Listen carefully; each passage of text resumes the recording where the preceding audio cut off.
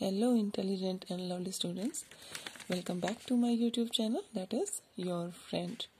Today I am going to teach you about the types of sentences or kind of sentences. This is also a very important topic in our grammar. तो बच्चों, मैं बेशक English की teacher हूँ, but मुझे हिंदी में पढ़ाना यानी कि आप लोगों को अच्छे से समझाना मुझे बहुत अच्छा लगता है। और मैं जानती हूँ कि जब मैं इंग्लिश टू इंग्लिश बात करती हूँ कई बच्चे मुझे नहीं समझ पाते हैं, तो इसलिए मैं हिंदी में समझाना प्रेफर करती हूँ। तो बच्चों, आज हम पढ़ेंगे काइंड्स ऑफ सेंटेंसेस। 5 तरह के सेंटेंसेस होते हैं जिनके बारे में हम नंबर वाइज पढ़ेंगे, बट मैं आपको पहले बता दूं कि अलग अलग वीडियो होगी, क्योंकि बहुत ही लेंथी वीडियो हो जाएगा अगर मैं सारे टाइप्स को एक ही वीडियो में कवर करूंगी। तो चलिए हम शुरू करते हैं।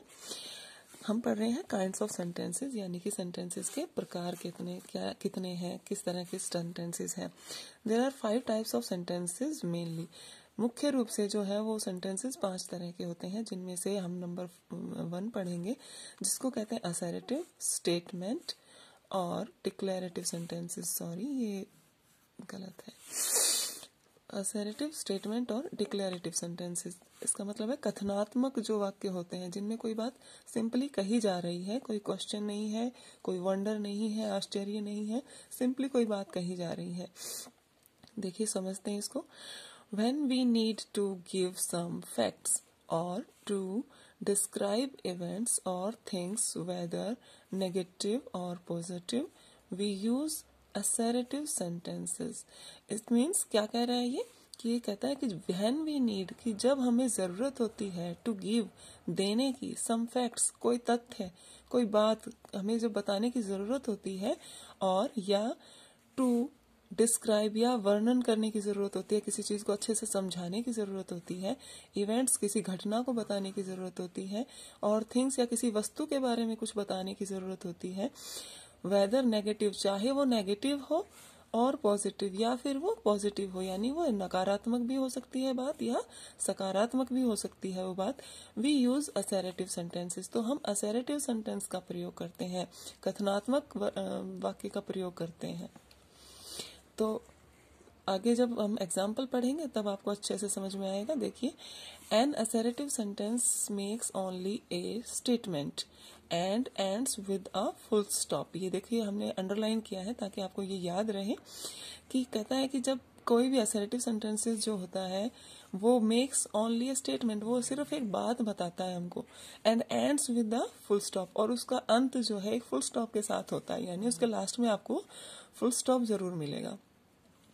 तो असर्टिव सेंटेंस की एक तो मेन पहचान यही हो गई है। आप लोगों को याद रहेगा कि जिस भी वाक्य के अंत में फुल स्टॉप लगा होता है वो असर्टिव सेंटेंस होता है। तो फॉर एग्जांपल देखिए, शी मे गो देयर, वो वहां जा सकती है। आई विल कम अगेन, मैं फिर से आऊंगा। He could have passed the test, उसने टेस्ट पास, नहीं, he could have passed the test, वह टेस्ट पास कर सका या पास कर सका होगा, या कुछ भी कह सकते हो आप। He could have pass the test, मतलब उसने टेस्ट पास किया। तो ये सिंपली स्ट्रक्चर देखिए इसका, आप स्ट्रक्चर से और भी अच्छे से समझ में आ जाएगा।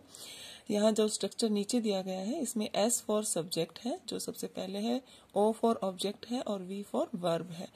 तो सिंपल सेंटेंस का यानी असर्टिव सेंटेंस का जो स्ट्रक्चर होता है वो S plus V plus O, यानी कि subject plus verb plus object होता है। ठीक है, तो ये कहता है कि models can be used at place of verbs, की वर्ब की जगह, जो ये वर्ब की जगह है यहाँ पर कोई मॉडल भी हो सकता है। कैन, कुड, जैसे ये आया ना, विल भी मॉडल में आता है।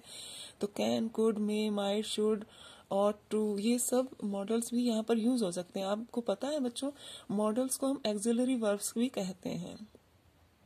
Sorry, I went to ice cream parlour. देखिए यहाँ पर आई सब्जेक्ट है, वेंट वर्ब है, और आइसक्रीम पार्लर क्या है, ऑब्जेक्ट है।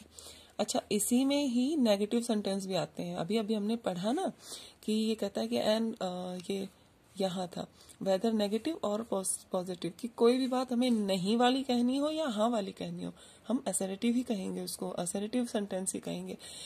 देखिए यहाँ पर देखिए एक बार, negative sentences are made by putting not after first auxiliary verb.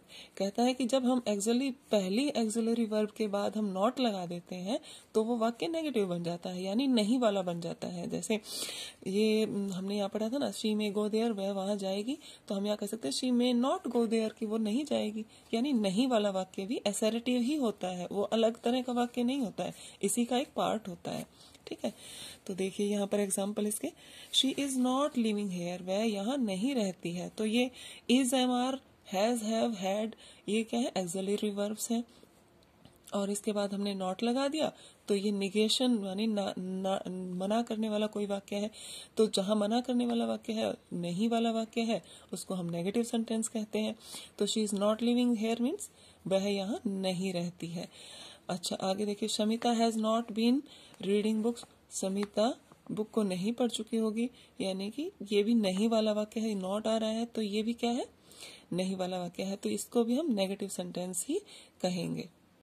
अच्छा, नेगेटिव सेंटेंस में एक ये भी आता है कि there are some negative words also, कुछ नेगेटिव वर्ड्स भी होते हैं जिनमें ना पहले ही शामिल होती हैं, जैसे नेवर, कभी भी नहीं, है ना, हार्डली या सेल्डम, जैसे कभी कभी, तो वो नेगेटिव ही होते हैं एक तरह से, क्योंकि नेगेटिव जैसे हम कभी कभी जो काम करते हैं या कभी भी नहीं करते हैं तो नहीं तो उसमें शामिल ही है।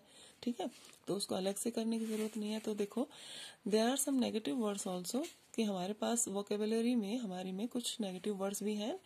बाय यूजिंग दैम, उनको प्रयोग करके, you don't need to use not in the sentence. तो जब आप उन वर्ड्स को यूज करेंगे तो आपको नॉट अलग से लगाने की जरूरत नहीं है। जैसे कि he never comes in time, वह कभी भी समय पर नहीं आता।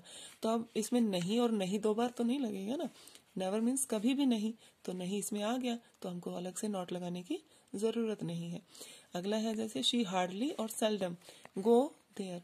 हार्डली माने कभी कभी, हार्डली माने मुश्किल से, और सेल्डम माने कभी कभी, या तो बहुत मुश्किल से वहां जाती है या वो कभी कभी वहां जाती है, मतलब ना के बराबर जाती है। तो इसमें ना लगाने की या नॉट लगाने की आवश्यकता ही नहीं है।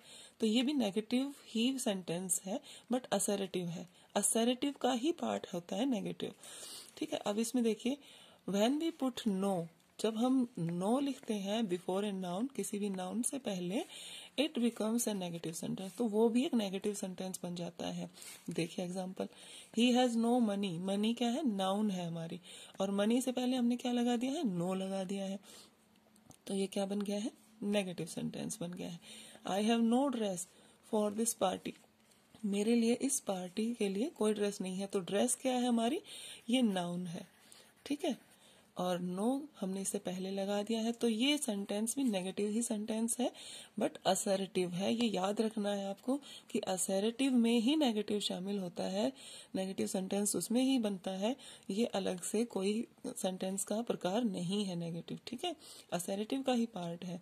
तो आई होप बच्चों आपको बहुत अच्छे से समझ में आया होगा, बट फिर भी अगर कुछ रह गया हो, कुछ आपको नहीं समझ में आया हो, तो आप कमेंट करके मुझे नीचे बताइए, I will solve your problem, and please subscribe my channel.